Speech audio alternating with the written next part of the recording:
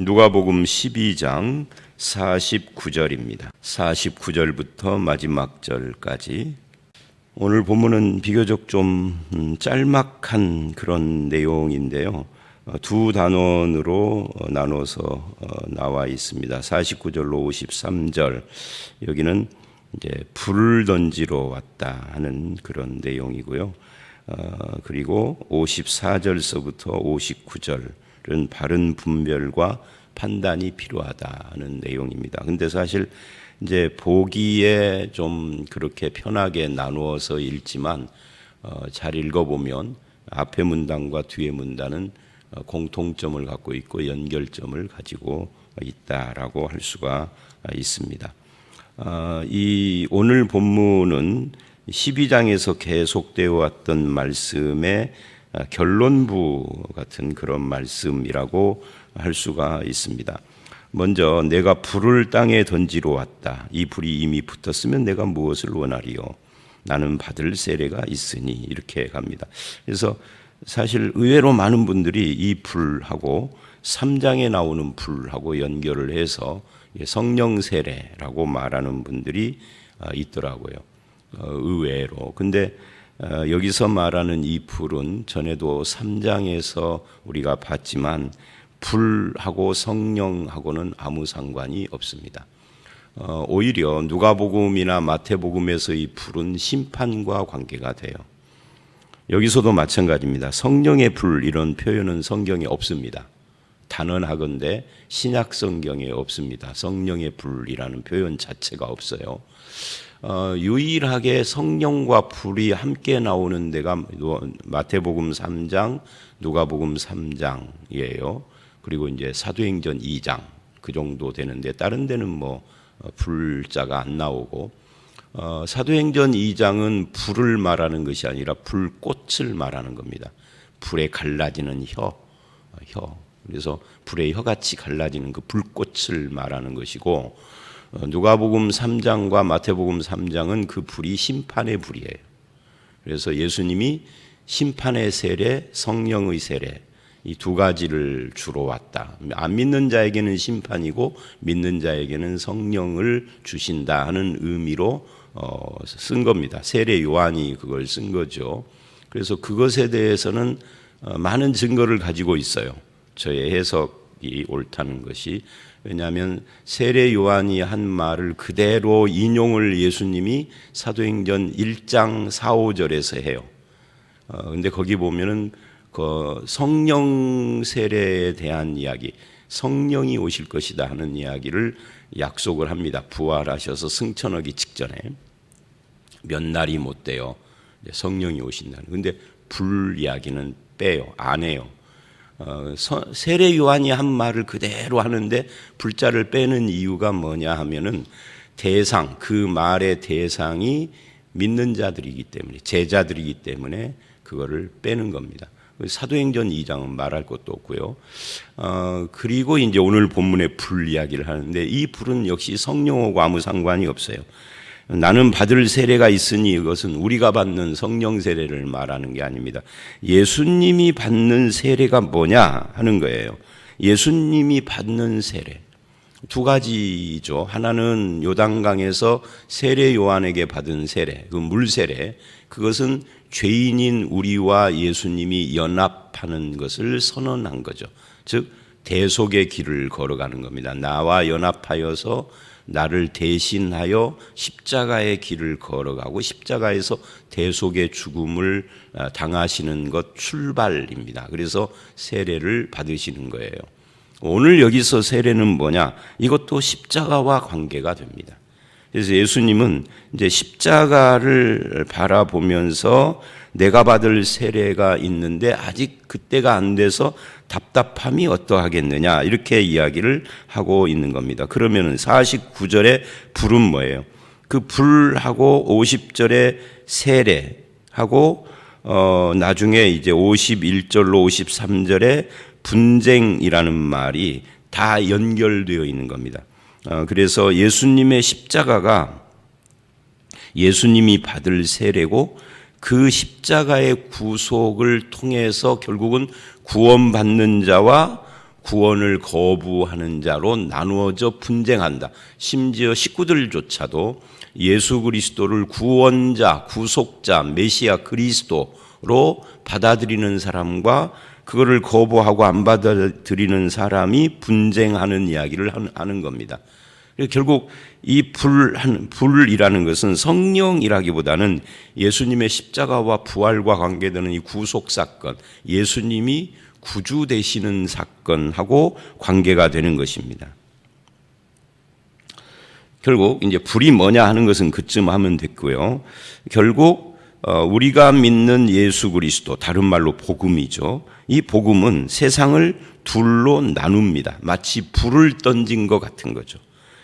불을 던져서 그 불이 붙는다 하는 것은 결국 이제 이 세상이 구원받을 자와 받지 못할 자가 나누이는 것을 이렇게 이야기를 하는 겁니다. 이것이 예수님이 받는 세례오고 관계가 있다. 그리고 내가 세상에 화평을 주러 온 것이 아니다. 이 말은 예수 믿는 사람들은 어디 가든지 싸워야 된다 이 말이 아니라 결국은 구원 문제에 있어서 갈라지는 것을 이야기를 하는 겁니다. 같은 식구라 할지라도 부모, 자식, 심지어 부부조차도 그렇습니다.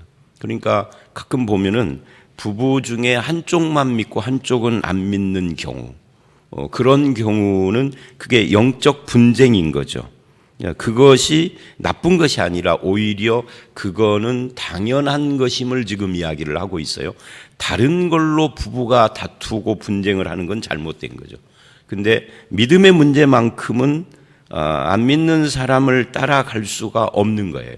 이제 내일부터 그 설 명절 연휴가 시작되는데 올해는 뭐 코로나 때문에 다들 못 모이지만 이제 모인다고 가정을 하면은 믿는 사람과 안 믿는 사람이 한 집안이 있을 때 반드시 생기는 게 제사 문제잖아요. 그게 분쟁이에요. 근데 그 분쟁을 지혜롭게 잘 대처해서 나가야 할 필요가 있죠. 그러나 한편 지혜롭게 잘 넘겨야 하지만 한편 신앙을 타협하거나 신앙을 포기하거나 그렇게 할 수는 없죠. 그래서 그런 걸 지금 여기서 불 그리고 분쟁이라는 말로 표현을 합니다. 그러면 예수님이 이 땅에 오신 목적은 결국은 우리 구원받은 사람들에게 영적 전쟁에 불을 붙이러 오신 것이고 가치관의 싸움에 불을 붙이러 온 것과 같다 하는 것을 말할 수 있습니다.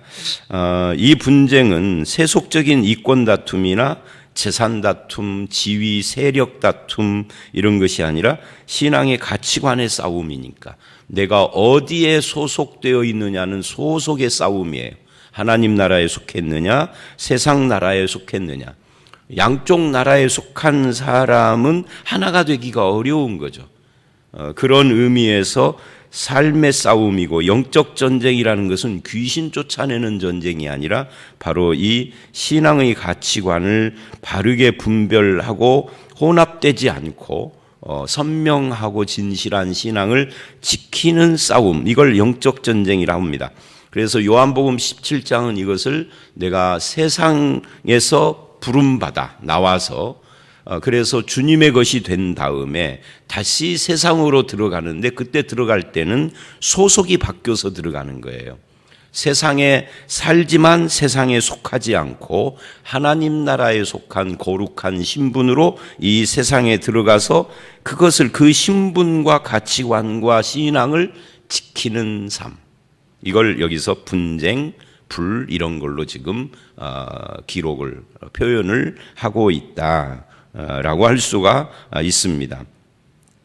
그렇다고 해서 신자와 불신자는 늘 싸우고 다투기만 하라 그런 뜻은 아니에요. 신자는 항상 상대방이 불신자이든 누구든 항상 화평을 추구해야 합니다. 여기서 말하는 이 분쟁은 무슨 십자군 전쟁 같은 그런 거 하라는 이야기가 아니라 신앙에 있어서 도전을 받고 나를 흔들고 유혹하고 타협하게 만드는 것과의 분쟁을 말하는 것이죠. 그래서 이 분쟁의 성격은 다시 말하면 소속의 문제, 가치관의 문제, 영적인 문제가 세상과 다르다 하는 거예요. 같은 집안 식구라 해도 한 식구인데 하나는 하나님 나라의 백성이고 하나는 세상 나라의 백성이면 이게 틀린 거죠. 때로는 신앙이 초신자일 때는 잘 모르다가도 신앙이 분명해지기 시작을 하면은 같은 식구인데 대화가 안 되는 경우가 있어요. 대화하면은 되게 답답한 거예요. 상대방도 답답해 하겠지만 내 쪽에서 답답해요.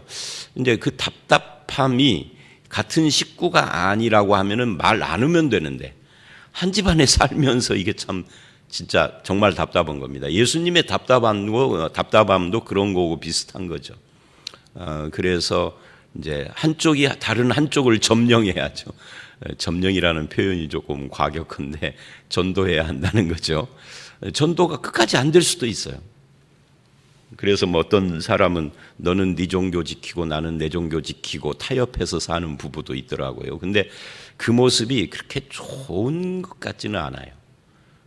아주 중요한 문제 일치를 나누는데 그게 얼마나 뭐 행복하겠어요. 이제 그런 것들을 지금 이 본문은 말하고 있는 것입니다. 그 다음에 이제 54절 이하는 바른 분별과 판단이 필요하다 하는 이야기를 하고 있습니다. 무리에게 이르되 이제 너희가 구름이 서쪽에서 이는 것을 보면 말하기를 소나기가 오리라. 우리도 그렇잖아요. 오늘은 구름이 저쪽 서쪽에서 하얀 구름이 아니에요. 시커먼 구름이 몰려와요.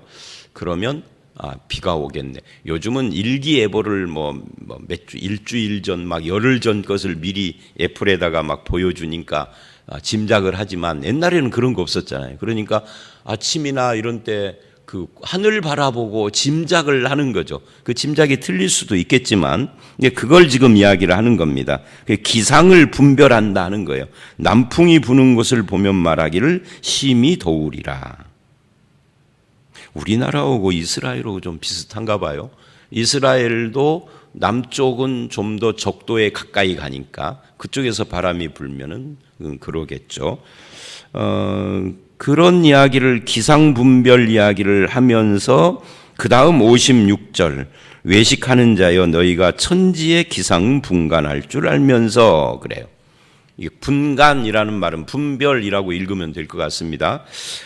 기상 분별은 하는데 어째 이 시대 분별은 못하느냐라고 하는 겁니다. 이 시대의 분별이라는 것은 결국은 뭐예요? 이 시대의 영적인 코드 이런 것들을 말하는 거죠. 이 시대가 지금 가고 있는 방향이 얼마나 하나님으로부터 멀어져 있는지, 또 예수 그리스도가 오신 이 시대가 꽉 차서 예수 그리스도가 오셔서 하나님이 구원을 베푸는 이런 것들을 분별을 못하고 있다라고 지적을 했습니다. 또 어찌하여 57절 옳은 것을 스스로 판단하지 않느냐.